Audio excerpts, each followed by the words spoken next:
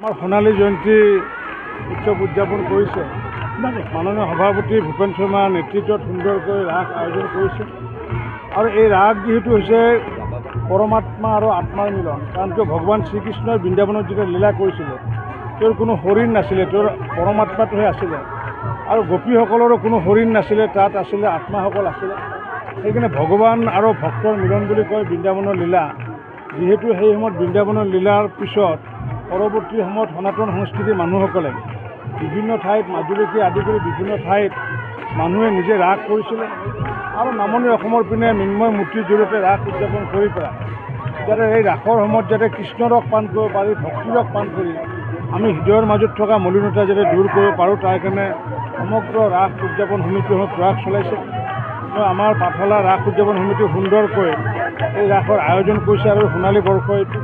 আৰু এই বৰ্ষতে অহা কাইলৈ কৃষ্ণ মন্দিৰ উন্মোচন হ'বগৈ।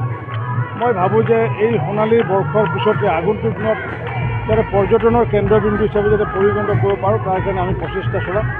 আৰু সকলোকে যাতে কৃষ্ণৰস পান কৰে, ভক্তিৰস পান কৰে, তাৰ কাৰণে মই সকলোকে আহ্বান জনাইছোঁ। এই ৰাস মহোৎসৱৰ সোণালী জয়ন্তী উৎসৱ অৰ্থাৎ উদুলি মুদুলি আজি এটা অৱস্থা।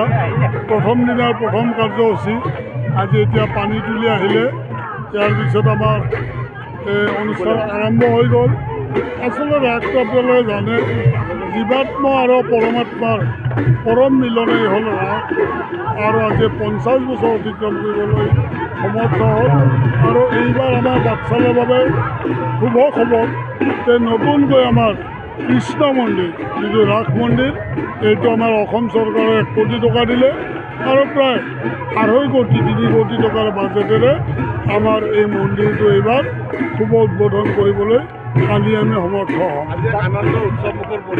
আজি এটা বহুত ডাঙৰ উৎসৱমুখৰ পৰিৱেশ। আৰু এইবাৰ সকলো বৰ্ষক চেউৰি এইবাৰ নতুন পৰিৱেশৰ সৃষ্টি কৰিব পাঠশালা ৰাস। যিকোনো খবৰৰ বাবে যোগাযোগ কৰক 7099017330 লগতে 7099017110 নম্বৰত।